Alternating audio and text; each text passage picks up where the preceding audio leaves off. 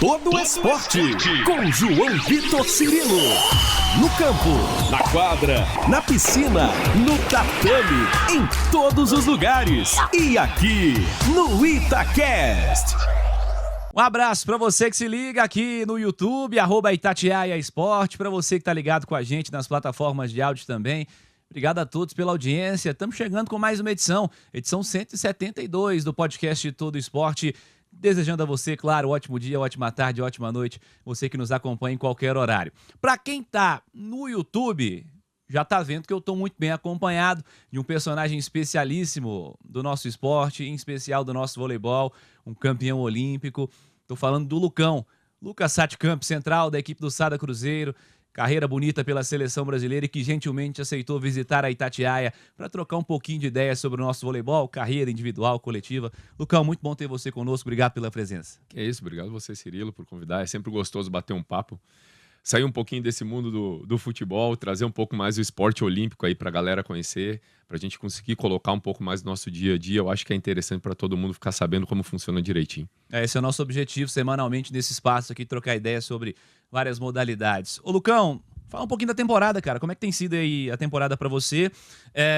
Para quem é de seleção, e você foi da seleção até esse último ciclo, a gente pode falar um pouquinho disso mais adiante, é um pouquinho mais desgastante, né? Porque Exato. Não tem férias e quando você volta já tem jogo, é puxado.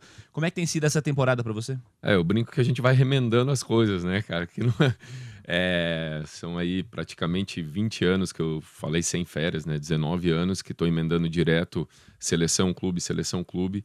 A gente não tem essa pausa que geralmente os atletas têm aí de 1 mês e meio, 2, para conseguir descansar, regenerar o corpo, porque a pegada realmente ela é muito pesada. Mas tem sido uma temporada boa. Eu acho que a gente conseguiu alcançar nossos objetivos todos até quarta-feira passada, que a gente teve um tropeço que ficou engasgado, que gerou um pouco de insegurança para o que vinha acontecendo.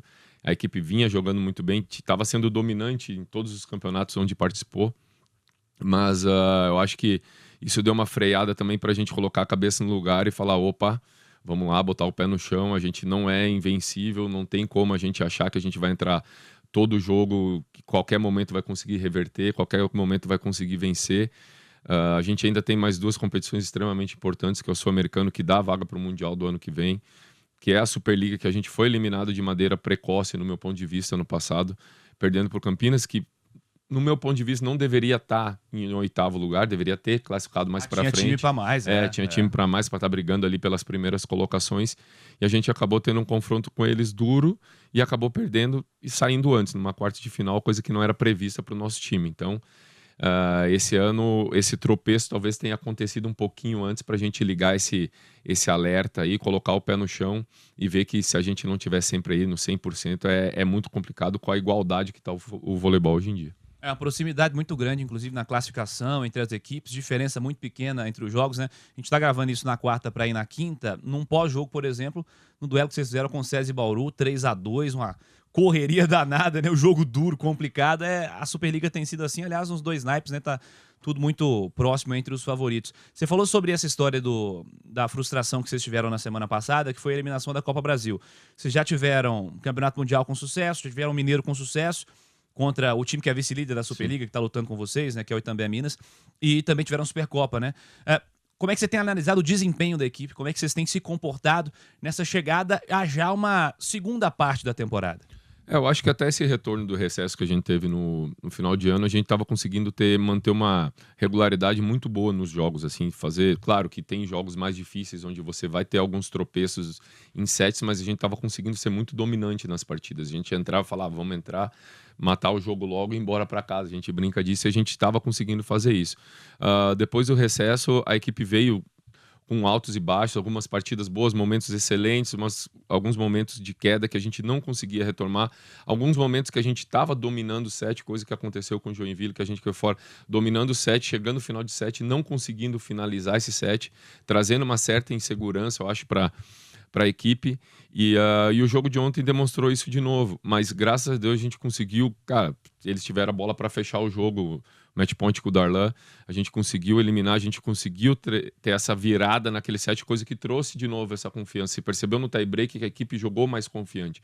Então foi importante para isso, que a gente consiga agora manter essa pegada de confiança, manter essa pegada de entrar e quando tiver a chance de finalizar o jogo, finalizar, porque hoje em dia, como eu falei, não tem bobo, né, cara? Se tu der oportunidade, eles crescem, as outras equipes crescem, a insegurança às vezes bate em certos fundamentos dentro de quadra e a gente tem equipe para que isso não aconteça. Então a gente tem que ter essa mentalidade o tempo inteiro.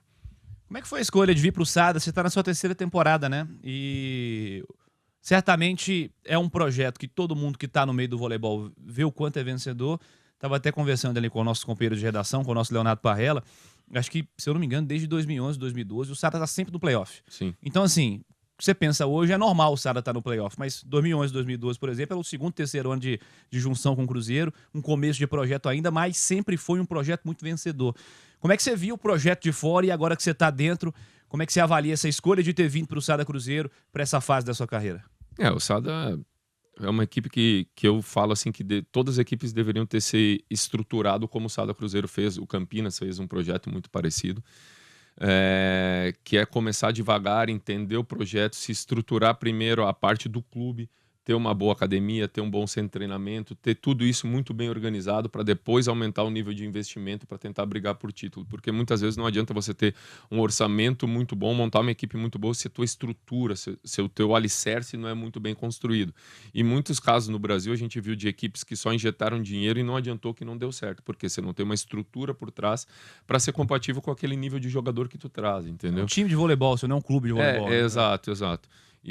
Mas a gente tem muito isso no Brasil porque depende só de patrocinadores, né? São poucos clubes mesmo que você tem no Brasil que a gente sabe, ano que vem vai ter aquilo ali, independente do orçamento que vai acontecer. Então, infelizmente, no vôlei, que é bem diferente do futebol, a gente ainda depende muito só do patrocinador para se manter. E eu sempre tive uma história de jogar contra o Sada, né? Era muito engraçado isso. Eu jogava nas outras equipes que tinham condições de buscar título, então eu tive vários confrontos duríssimos contra o Sada, várias derrotas, muitas vitórias também, mas sempre foi uma equipe que me trouxe uma coisa muito bacana, conversando com a galera que jogava aqui, da estrutura, do como era montado, de como era organizado, como as coisas eram bem feitas, de muitas vezes não ter todo aquela necessidade de, não, vai demorar 3, 4 meses para resolver alguma coisa, para conseguir trazer um aparelho novo para a academia, por exemplo, para conseguir comprar algo que vai ser necessário para o dia a dia. E chegando aqui foi mais ou menos o que eu percebi. Primeiro, vim para cá porque me fizeram uma proposta muito boa em termos financeiros, lógico, mas eu na minha carreira eu sempre busquei um lugar onde me trazia um equilíbrio entre financeiro e estrutural, porque, cara, eu sou um central, tenho 2,10 metros, já estou numa idade bem avançada, que geralmente o pessoal já está para se aposentar. Então eu falei, se eu não tiver uma estrutura muito boa para trás e excelente, como eu posso dizer, um excelente corpo técnico por trás que me ajude com preparação física, fisioterapia e técnico, a minha longevidade ela baixa. Então tudo isso casou para que eu viesse para cá e eu fui muito bem surpreendido. Eu já conheci o Fábio, já tinha trabalhado com ele no SESI, com a preparação física, é um cara excelente que estuda muito, que entende muito dessa parte, e fui conhecendo o restante e foi muito positivo para mim, assim, tanto o jeito como eles me acolheram aqui dentro e como a estrutura te ajuda a performar bem. Eu acho que isso para o atleta é essencial. Você falou de idade, falou de prolongamento de carreira. Como é que tá esse plano na sua cabeça, cara? Porque vamos falar de seleção na sequência. Não ter a seleção no seu calendário anual, e o calendário de seleção é bem puxado, né? Impede que você tenha. Impede que você tenha férias, né, basicamente, que você tenha um descanso. Então, semana passada a gente conversava com a Thaisa, por exemplo. Ela optou por esse caminho agora também, de encerramento de ciclo. Ela tinha encerrado, resolveu voltar e agora encerrou de novo o ciclo para, de fato, prolongar a carreira, né? Para ter uma longevidade maior na carreira, pensando no clube, que é o principal da carreira do atleta, é onde ele está mais tempo, é quem paga o salário, é quem está no dia a dia. A renda do atleta. É a renda do atleta, é o clube de voleibol.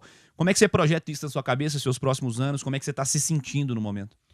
Cara, realmente é muito desgastante, que nem eu falei, foram quase 20 anos aí sem férias, sem parar, remendando o corpo, né? A gente não tem esse período para conseguir zerar as dores, zerar essas dores crônicas que a gente sente. a galera do clube até fica brincando. Pô, e aí, você vai se apresentar? Se apresentar nada, já comprei meu voo de férias já para quando eu tirar.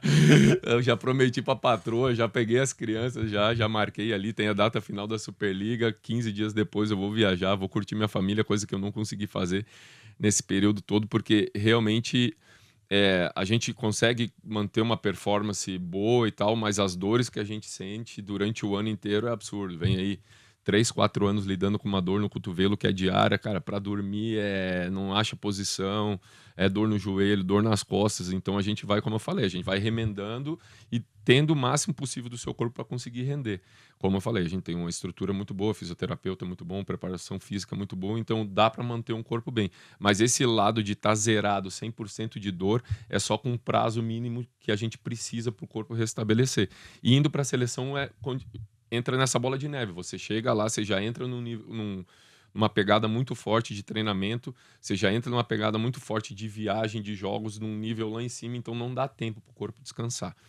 Então, eu tô vendo aí, vai ser bom, eu acho. Até tava brincando com o Bruno sobre isso quando a gente... É ruim não, né? Quando a gente parou, falou, cara, vai ser meio estranho, porque nossa agenda, o corpo a cabeça tá tão automatizada de, já saiu, já pega, viagem de novo, já faz mala, já vai embora, que vai ser, o que eu vou fazer agora? Eu falei pra ele, cara... O que eu faço em maio, né? Tu não tem filho, então pra ti é um pouco mais difícil. Eu tenho filho, a minha rotina vai ser boa. Acorda de manhã, brinco com as crianças, leva pra escola, vai fazer uma academia, volta, já tem que pegar na escola, já tem que botar pra dormir. Então a minha rotina vai estar muito bem ocupada, mas pra quem que nem ele não tem filho, vai ser mais difícil de ocupar a cabeça. Cara, é uma nova realidade, né? Mas que você obtenha mais sucesso ainda também nessa fase final agora de clube, né? E sem a seleção. Cara, ô Lucão, e olhando pra seleção, cara, a história que você teve maravilhosa na seleção brasileira, com medalhas olímpicas, um ouro olímpico. Como você avalia a sua trajetória pela seleção brasileira, agora oficialmente encerrada? Muito mais vitoriosa do que um dia imaginei na vida, né? A gente, querendo ou não, substituiu a geração mais vitoriosa que já existiu. No voleibol, cara, uma geração que nunca mais vai existir, que tu pegava, tinha uns 4 ponteiros ali, os 2 titulares, os 2 reservas, tinham mais 4 que poderiam estar substituindo eles no mesmo nível, e isso em todas as posições. A gente tinha levantador de sobra, tinha oposto de sobra, tinha central de sobra, tinha líberos excelentes. Eu vi um vídeo esses dias, os caras fazendo o pré-jogo, imagem de cada um daquela seleção, de 2003, 4, 5. A legenda era: aqui o adversário já sabia que ia perder, restava saber de quanto, né? Era muita gente boa, né? Não, tinha muitos times bons. Até o Bernardo fala muito sobre isso, né? Tiveram vários jogos que eles estavam praticamente perdidos, mas simplesmente tinha uma química, uma ligação ali dentro que, cara, eles viravam jogos incríveis, assim. Eu lembro no primeiro ano que eu participei da Liga Mundial, que foi 2006, as finais, se eu não me engano, foram na Rússia. E eu tava assistindo principalmente a fase final em casa, no sofá sentado, aí perderam o primeiro jogo, tomaram um pau assim, falei, caramba, velho, como é que vai logo no primeiro ano que eu chego, os caras estavam ganhando tudo nesses anos aí foram lá, conseguiram virar, ganharam da França. Cara, era uma coisa impressionante como o time crescia nas diversidades, assim. Então é um negócio que me trouxe e foi me calejando para conseguir chegar bem na fase depois de assumir muito esse papel como titular, que aconteceu em 2009. Eu tive a sorte de ter naquela época uma seleção de novos, coisa que foi muito bem importante, coisa que para mim foi o maior erro que a gente cometeu, que foi acabar com essa seleção de novos, porque o que acontece? Você já vai do degrau direto da Sub-21 hoje para a seleção adulta e é muita diferença. Estão voltando agora, né? Agora está voltando, ainda bem, que é uma coisa que não pode se perder, porque precisam ter, a galera precisa ter esse início, às vezes, de uma VNL, precisa fazer amistosos internacionais, pegar essa bagagem para depois chegar e ver que o buraco ele é bem mais embaixo, que é muito mais difícil. Tanto também porque, no meu ponto de vista, o nível da Superliga ele caiu nessa parte técnica. Da parte, quando eu jogava, a gente tinha mais jogadores de seleção brasileira jogando aqui dentro, a gente tinha mais estrangeiros de qualidade jogando aqui dentro. E tudo isso fez com que a gente não tivesse tão preparado para chegar lá. Tanto que eu brinco, cara, eu não era mais para estar na seleção. Se fosse sei lá, 10 anos eu não estaria mais na seleção. Teria alguém para me substituir ali dentro. Então, esse pessoal que está chegando agora vai sofrer um pouco com isso, eu vejo assim, mas tem tudo para crescer bastante também. E momentos vitoriosos, né? Com medalha olímpica. E esse último momento agora de Paris, estivemos juntos, inclusive, acompanhamos lá todos os jogos da seleção brasileira. ficou uma frustração ali pela maneira como aconteceu, ou você imaginava como natural a caminhada do Brasil nos Jogos Olímpicos nesse momento, Lucão? A gente sempre quer chegar, né? Sempre quer chegar em semifinal, chegar a disputar uma medalha olímpica ali dentro. Tá entre os três, tá no pódio. Hoje em dia a gente não fala mais em ser campeão olímpico, a gente fala em chegar no pódio de tão equilibrado que tá o voleibol mundial. Esse negócio de hegemonia assim, no esporte, hoje em qualquer tipo de esporte, tá muito difícil, tá muito complicado, porque a parte física, a parte mental, a parte de estrutura de clubes, tudo tá muito igual, a parte física tá muito igual, então a gente consegue ter várias equipes jogando no mesmo nível. E a gente sabia que a gente tinha tido um ano meio conturbado, ou gente sofrendo com lesão, saindo, voltando, que seria muito complicado para a gente chegar. A frustração, ela existiu, mas ao mesmo tempo, desde o início a gente falava, cara, a gente tem que dar o máximo para tentar chegar o mais longe possível e buscar uma medalha. Eu acho que a gente lutou dentro das forças que a gente tinha ali dentro também. Essa renovação que está acontecendo, o Bernardo fez uma aposta no Darlan, que é um jogador que tem tudo aí para carregar o Brasil um bom tempo como o posto principal. É um menino que tem que crescer muito ainda, principalmente em termos de golpes, assim, ter um leque maior de golpes, não simplesmente depender da força física. Isso tudo só vai com o tempo, cara. Aqui no Brasil ele ainda sobra, ele vai por cima, mas quando vai para a Europa, que você pega bloqueios mais pesados, equipes mais bem estruturadas em termos de bloqueio, fica mais difícil. E, cara, e é isso aí. Foi frustrante, sim, porque eu acho que a equipe tinha condições de brigar por medalha, mas a gente caiu para uma equipe que era extremamente boa, que é os Estados Unidos, que tinha chance de brigar pelo ouro olímpico também. Eu lembro de um jogo da primeira fase, Polônia, né? Que vocês tiveram, assim, muita condição de vencer o jogo e perderam, assim, um detalhezinho. Diego Leão fez quase 30 pontos, pegou a bolinha debaixo do braço, foi lá e decidiu o jogo, né? Então, foi de fato, esse equilíbrio que você está falando, ele é fato. E o Brasil viveu essa experiência agora em Paris. Sobre essa renovação, como é que você tem observado? Você falou do Darlan, como é que a seleção se apresenta agora, sem você, sem o Bruno, com alguns novos nomes chegando, sendo inseridos nesse processo? Como você avalia a seleção para esse novo ciclo? Acho que a gente tem jogadores muito interessantes ali dentro. Mesmo a gente não tendo a seleção de novos, alguns jogadores já foram preparados com esse tempo, que no caso é do Adriano, por exemplo, ali, que já está há um tempo ali dentro. O Judson, que é um excelente central, vem sendo o melhor central da Superliga. Tem 2, 3 anos aí jogando muito bem. O Flávio vai ser um grande líder ali dentro, junto com o Lucarelli. Eu vejo muito assim. A substituição do Bruno ali dentro como um líder vai precisar dessa âncora pesada, assim, desses jogadores mais antigos. O Cachopa, a ida dele para mim para a Europa foi sensacional, que tanto tecnicamente como mentalmente ele cresceu muito. É um cara que assume muita responsabilidade, que não tem medo de enfrentar o jogo. Então a gente tem jogadores interessantes, mas a gente tem que ver quem vai compor o resto da seleção, porque a seleção brasileira não são simplesmente os 6, 7 jogadores que estão ali. A gente precisa ter um leque de 15 a 18 jogadores com o mesmo nível para conseguir disputar. Porque quanto maior a força do grupo, melhor fica o treinamento, mais a evolução do treinamento. Com isso a gente consegue ter mais evolução dos jogos. E a gente vê hoje em dia que cada vez mais a gente precisa ter essa parte do backup ali dentro. A gente pega a equipe da Polônia, porque a Polônia tem 3, 4 equipes ali dentro que podem jogar. O revezamento que eles fazem durante toda a VNL é muito grande, eles conseguem botar todos os jogadores para jogar e manter o mesmo nível de qualidade. A Itália também está conseguindo fazer muito bem isso. Os Estados Unidos conseguiu já fazer isso, hoje em dia está sofrendo um pouco mais. A França tem um grupo muito, muito igual, assim, com jogadores que conseguem resolver muita parada quando entram, assim, do nada, vou botar esse cara vai me ajudar a resolver. Então a gente precisa conseguir montar um grupo bem igual, bem homogêneo, para que esse crescimento não seja simplesmente na hora da porrada ali do jogo, mas também em nível de treinamento. E a importância de ter o Bernardinho nesse processo e como vocês viram a chegada dele para finalizar esse último ciclo? Ele chegou ali, ele veio substituindo o Renan, que no meu ponto de vista, muita gente criticava o cara, mas ele fez um excelente trabalho depois que o Bernardinho saiu. Eu acho que foi 89%, 90% de índice de vitória, assim, é uma coisa absurda. A gente conquistou vários títulos, chegou em vários lugares. Os ciclos olímpicos talvez não tenham sido tão bons, mesmo de Tóquio, para mim, a gente perdendo aquela partida para a Rússia, que estava na nossa mão, a gente ganhando um set de 21-14, 21-15, a gente conseguiu perder na semifinal e a equipe vinha jogando muito bem. Ali, para mim, foi muito mais frustrante até do que em Paris, porque ali eu sentia que dava para chegar na final, que dava para buscar aquele ouro olímpico de novo. Mas ninguém entende mais de processo, mais de crescimento que o Bernardo, cara. Ele sabe como trabalhar, ele sabe como criar uma filosofia desde o início ali dentro. Eu acho que isso para ele pesou um pouco esse ano, porque a filosofia talvez do Renan fosse um pouco diferente da dele ali dentro. Ele vai criar essa filosofia desde o começo agora num ciclo, e quem não aguentar ele vai notar, entendeu? E ele é um cara que te leva a transbordar, não é bem a palavra, mas ele te leva ao máximo tanto do físico, quanto do treinamento, quanto do mental.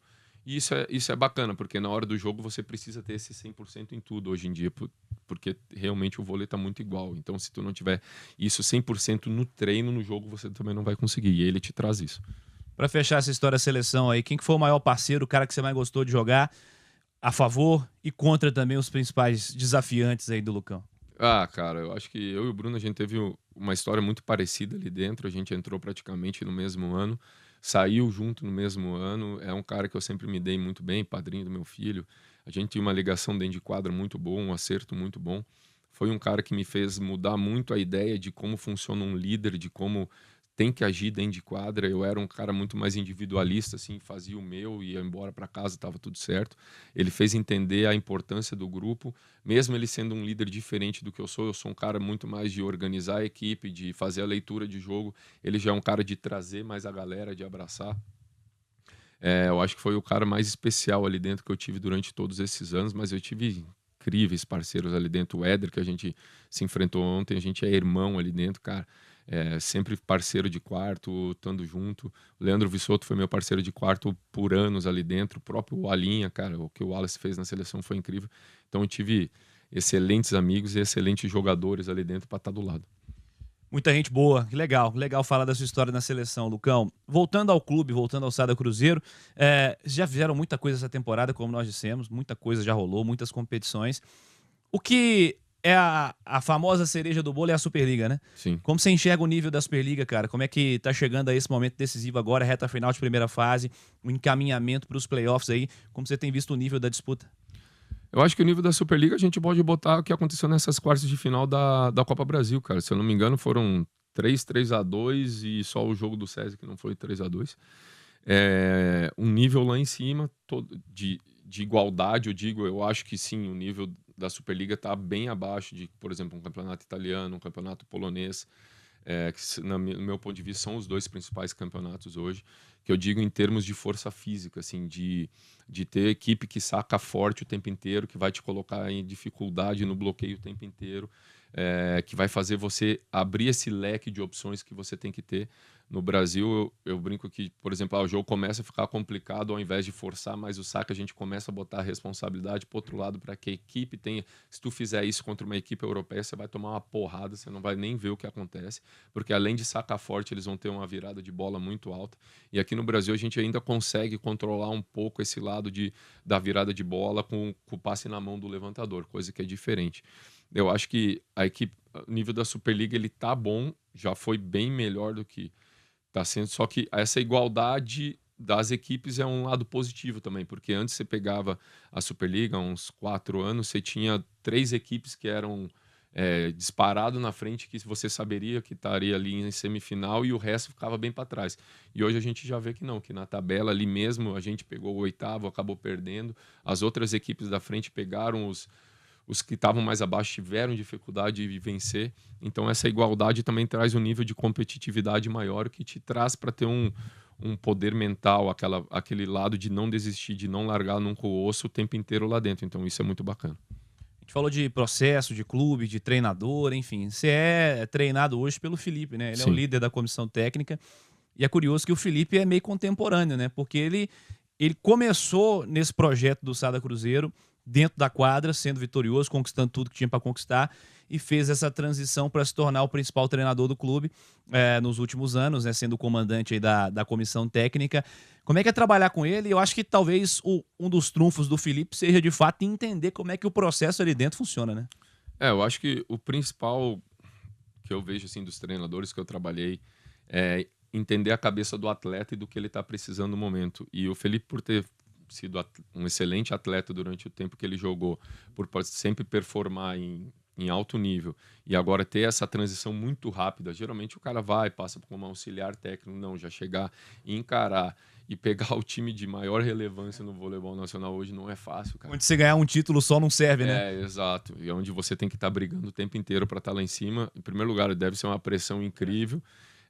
Aprender a filtrar as coisas que vêm da diretoria para passar para ele, para o atleta, é uma mudança muito radical. Até no primeiro ano eu perguntei, e aí, como é que tá sendo isso? Ele, cara, é difícil, cara.